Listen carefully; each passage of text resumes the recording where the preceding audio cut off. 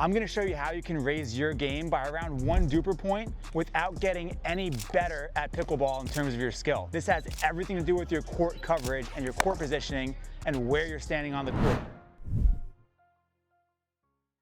The very first thing I'm going to do is put in these victory insoles so that way I can maximize my performance on the court by being able to move a little bit faster and jump a little bit higher, and that's going to be the difference between letting a couple of those balls get past me and being right on top of it. I want to make sure I'm always able to move as fast as I can.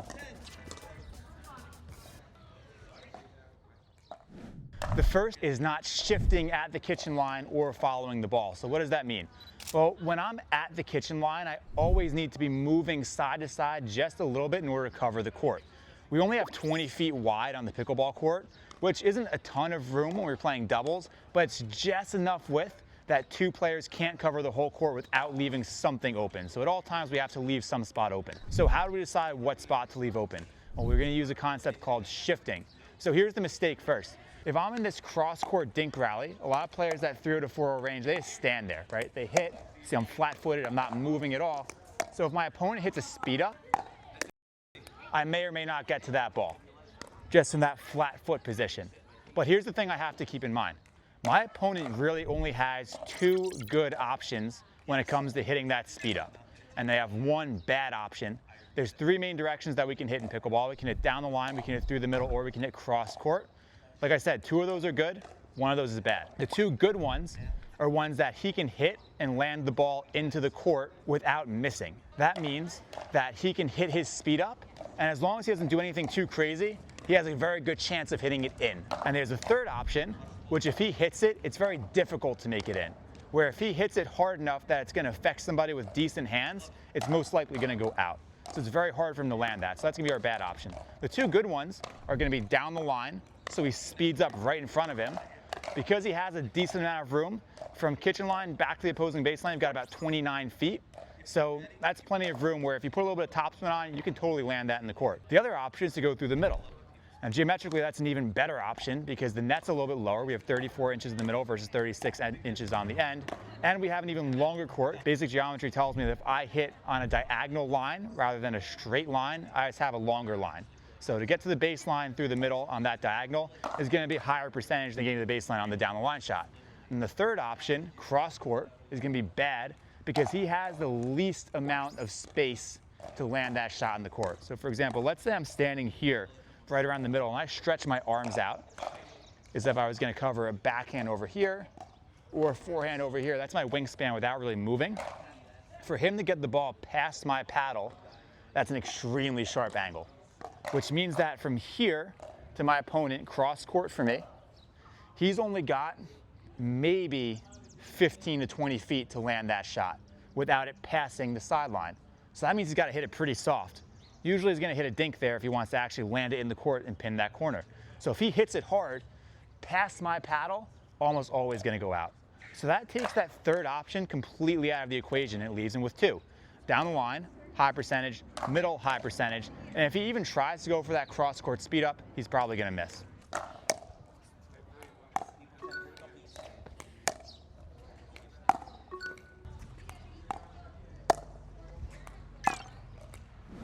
So because I have 2 spots that are high percentage and 1 spot that's low percentage, where my opponent's very unlikely to make it, I can just leave that open. My partner and I can comfortably cover 2 spots, 1 person per spot, which means that that 3rd spot we can just leave because we don't want either of us to be jumping between 2 different spots, and we especially don't want to cover a spot that my opponent's very unlikely to hit. Here's how we're going to cover the 2 spots that are high percentage, the down the line speed up and the middle speed up. First, I have to think about shifting. So every time I hit the ball, I'm literally going to shift or follow it. So if I'm here on this left side of the court and I hit a dink towards the right side from my perspective, I'm going to follow it and shift over to the right. I'm not going to go too far. I'm not going to cross over onto my partner's side, but I'm going to take 1 to 2 steps over this way, so that way I'm covering the middle here. And I'm going to follow that side-to-side movement every time I hit a cross-court dink. So if my opponent comes back to me, to my backhand, let's say on the left, I might come out and hit it from here. I'm going to hit it back cross-court, and I come in to cover the middle. And that side-to-side dance that I'm going to do is going to make sure that I'm always covering the middle. So when I get into this dink rally, instead of standing flat-footed like this, I'm gonna make sure that I'm moving with the ball to get over to that middle speed up. So I'm gonna hit and then follow to the middle. He comes back cross court, I hit and then follow the middle, and I'm right there to cover when he hits that speed up. If I didn't follow side to side, I would end up just letting that ball go right through the middle like I did before. So I need to make sure that every time I hit, I'm closing into the middle.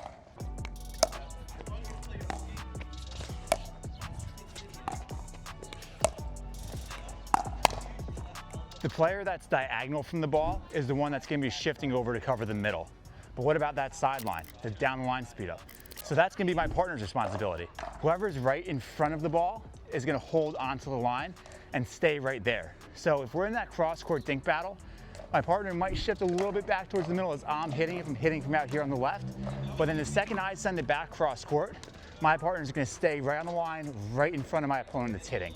I want him or her to be right in front of my opponent's paddle, so that way if they speed up straight ahead to hit that high percentage ball, they're right there and ready to counter immediately. If my partner leaves his or her spot on the line and shifts back towards the middle, he's gonna leave open a huge hole on that sideline that my opponent can speed up directly through. The easiest place to hit on a speed up is a spot right in front of you. So if my opponent's hitting his or her speed up and there's no one right in front to guard it, easy point right there. They can just hit it not even that hard, land it right in the court, and no one's gonna get it. So we wanna make sure that sideline is guarded at all times. So if my partner, again, moves away from that line towards the middle, when the ball's in front of him, he's not covering his spot. He's covering the middle that I was supposed to cover. So we have to make sure that we're both covering our own spots and we're not covering the same spot. One person in the middle, one person on the line, and we're gonna follow the ball back and forth, and that's how we're gonna determine who covers what.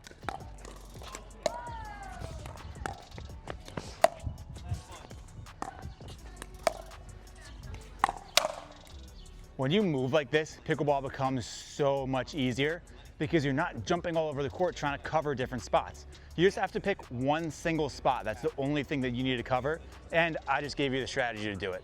So this single technique is gonna make your kitchen game so much better, and it just comes down to not having to guess between this and jumping all over the place, and also not leaving wide open gaps for your opponent to speed right up through. If you cover every single spot this way, your opponent's not gonna have any easy speed ups that they can hit and win those points on you. Sure, they can still beat you on a speed up, but at least you're gonna get it back, so they have to beat you on the hands, not just because you left a wide open gap for them to hit through. The next court positioning key that I wanna keep in mind is a secret called serve and step back. Maybe you've heard of serve and stay, which is where you serve and then stay so you remember not to run up and hit the next ball out of the air because you're not allowed to. But I teach serve and step back, because if you serve and stay, you're actually gonna put yourself in a really bad position. And here's why. If I hit my serve, naturally I'm gonna have some momentum going into the court. And if I'm hitting a really good serve, I should have a ton of momentum into the court. So if I stay there, I'm now way inside the court. I'm a full step inside, and that one I probably didn't even hit that hard. Now let's say I hit that serve as hard as I could, watch where I end up. I'm like 3 feet inside the line. And that's where you see pros end up this far inside all the time. But if I hang out here, I'm stuck right in the middle of the transition zone, and I'm gonna be in a lot of trouble. So if I hit this serve and stay here inside the court, I'm gonna end up popping that ball way up because I don't have any time. Or if my opponent hits a killer return that's gonna bounce back by the baseline within 2 to 3 feet of the baseline, I'm gonna have to hit it out of the air or let it go, and either way I lose the point. So there I had no choice but to hit it out of the air because I'm standing right in the middle of the court. If I let it bounce, it would have bounced behind me. So I'd have to scramble to get back, and even if I did that, it would have been a terrible shot and I probably would have popped it up regardless. So instead what I need to do is serve and step back. So now I have all this room where I can hit a much better third shot because I have space to move up into the ball because I stepped back to create that space. When I'm preparing for my third shot, I always want to be back behind the baseline because I have no idea how good or bad of a return my opponent's going to hit. If they hit a killer return and it's bouncing back here, I better be behind the baseline. It's literally the only option I have, or else I'm going to lose the point or best pop it up. Additionally, it's really hard for me to hit while I'm backing up. So if I hit this serve and end up here and I wait and then I'm backing up, it's going to be so much harder for me to land that shot. And the thing to keep in mind is it's always easier to move forwards than it is to move backwards. That's true of all sports. It's simple biomechanics. So I'm going to have a much easier time hitting my shot if I can step up into it versus if I have to backpedal and get back really, really quick. So what I'm going to do is serve and step back. And again, the key here is that I'm going to use this right leg to push off and get back behind the baseline. So after I hit that serve, I'm immediately going to push, get back, and now I have tons of room where I can crush that third shot, even if it lands within a foot of the baseline like that last one did, because I'm able to move up into it. And I can't do that unless I push back and give myself a little bit of space.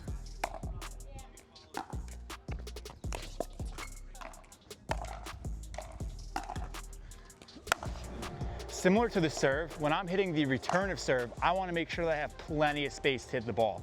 So if I start off right on top of the baseline, I'm going to have a very difficult time doing two things. The first is obvious. I'm going to have a very hard time actually making the ball in the court. If I'm hitting it right when it bounces, and I should assume that my opponent is trying to get it to bounce back here because that's just a good serve, then I'm going to have a hard time controlling. It's very, very difficult to hit the return of serve on the rise, short hop it, just like it's hard to do that off a dink, a drop, or any other shot in pickleball. We don't really want to short hop as much as we can help it. The other thing it's going to hurt me on is getting to the kitchen, because if I'm hitting from here, I'm not going to be able to really step through it, because on the rise, I'm going to get pushed back by the force of the ball, which means that I can't quite run through it. And then I'm not going to be able to get up to the kitchen by the time my opponent's hitting their third shot. So that means they can get away with a poor drop, or they can drive it right at my feet with just a little bit of topspin. And if I'm hitting right off the bounce here, that means that I can't get any forward momentum because I have no room to move up to it. If I start here, I'm not going to be able to move forward before I hit unless the ball bounces much shorter. If the ball bounces right on the line, I am stuck here without the ability to generate forward momentum until after the ball bounces. So it looks like this. And I only got a couple steps in there after I hit the ball because I was recovering from being off balance and I had no forward momentum. By the time that ball bounced on the other side, I was not even halfway up to the kitchen line. So instead, I want to start further back. And how far back I go depends on how good of a server my opponent is. I'd recommend starting, for most players, at least 5 feet behind the baseline. Because from here, even if he pins that back line, I can still take a step forward into it and get that forward momentum, which means I'm one, going to get to the kitchen, and two, I'm able to strike a much better shot because I can hit with that weight going forward and contact right there in my strike zone. Look at how stable this base is here versus this when I was hitting right off the bounce.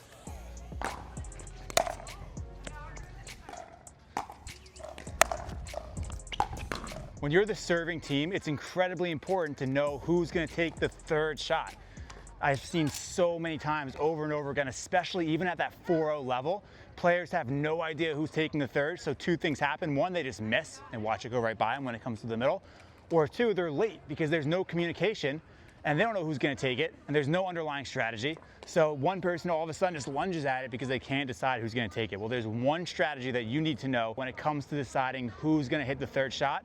Plain and simple, whoever has the forehand should take it. That's it. That's all you need to know. There are a couple exceptions. If someone has an incredible backhand and the player with the forehand in the middle has a weak forehand, okay, fine. But usually we want to try to make sure that as many forehands get the third as possible, even if that means the weaker player is taking it, because a lot of the time, the weaker player might still have a better forehand than the stronger player's backhand, or you're going to have just simply way more opportunities to create offense off the forehand side than on the backhand side. A lot of players can't really do much on their backhand other than hit a weak drop, and they can't really hit a topspin drive or a topspin drop, especially if you're playing 4 or under.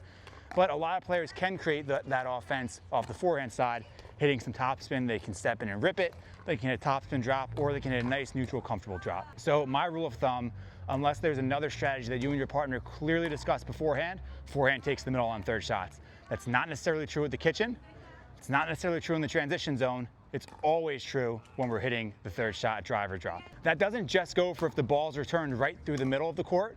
I can even take liberty to go onto my partner's side. I should call it first to communicate, but it's a good idea for me to take 3 to 4 feet onto my partner's side with my forehand rather than having him hit the backhand. So when we're waiting for that return of serve here, I can step over, hit it, and then we can continue up to the kitchen line because I have confidence that my forehand is going to be better than his backhand. Even if I'm the weaker player, we still want to let the forehand take priority unless there's a glaring difference and that backhand's that much better. But again, for the most part, we want to just let that forehand take the middle. I'd recommend communicating. So when you go to do that, say mine, so that way your partner doesn't jump for it. And the second you say mine, he should jump off to the side and give you room to hit. And when I do that, I want to make sure I'm doing it with authority. So I'm going to get there early. I'm going to fly right over, take that forehand, so that way I'm not lunging and there's no confusion. So as soon as that ball comes back over, mine, I'm going to step over and get right on top of it. I'm not going to leave any ambiguity there. I'm going to go get it because I know that's my shot. And finally, I want to make sure that I'm treating the transition zone, or that area of the court between the kitchen line and the baseline, as an absolute no-go zone. I do not want to get stuck in there. Anytime I'm hitting the ball from the transition zone, I should either be moving forward or moving backward. I should never stay in the same spot. The thing is, we have to be able to play through the transition zone. If you hit a third shot drop and it doesn't give you enough time to get all the way up, you're gonna end up sitting in the transition zone because you can't just run through your opponent's next shot. If you hit a great third shot drive, or your partner hits a great third shot drive and one of you guys is crashing, yeah, you're gonna hit that next ball through the transition zone. There's tons of times where you're gonna be hitting in the transition zone, but the key is we don't want to be in the transition zone, and that is we don't want to stay in the transition zone without trying to move forward or back after we hit. So if I hit a ball that's a little bit high and my opponent looks like they can attack it, I should go straight back and try my best to get out. If I hit a great drop, third shot drop, fifth shot drop, then I should move up. Even if I don't get all the way to the kitchen, I should look to move forward. But either way, I'm gonna be moving forward or back and try to stay away from the transition zone as much as possible. When I'm there, I have to play. But after I hit that shot, I'm gonna make a choice, forwards or backwards. I'm gonna do one of the two. And I'm pretty much never gonna hit and stay in the same spot. And here's why. So if I hit a good drop and I stay here, I'm not really giving myself any advantage in terms of court positioning. I'm eventually gonna just pop one up and then I get slammed, because it's gonna be very hard to consistently hit drops from the transition zone over and over and over again. So when I hit that drop, if it's a good one, instead of hanging out right here, I'm gonna follow it right up to the kitchen and get out of the transition zone. So if I hit a bad drop, oh, I popped it up, I'm gonna come back. And then from here, I have a much easier opportunity to work my way back up to the kitchen line. If I stay in the transition zone, I'm gonna end up hitting a lot from my feet, and that is always the hardest place to hit from. If he rolls the ball right down to my feet, I'm gonna have a very difficult time keeping that ball in the court. It's very, very hard to hit when the ball is bouncing right around here. And that's what happens when you're in the transition zone. So we have to either move up or go back, or we never stay. So there you have it. Those are the top 5 things that you need to change about your game in order to fix your core positioning. If you do that, you're gonna get so much better literally overnight, because that's not adding any skill to your game. It's just changing a little bit about the way that you move and a little bit about your strategy, and that's the easier part of pickleball. The hard part can sometimes be executing those difficult shots. So let me know in the comments which one of those helped your game the most. Let me know if you already knew all 5 or if there's some that you didn't know. We really wanna know, so let me know in the comments. And if you enjoyed that video, make sure you subscribe.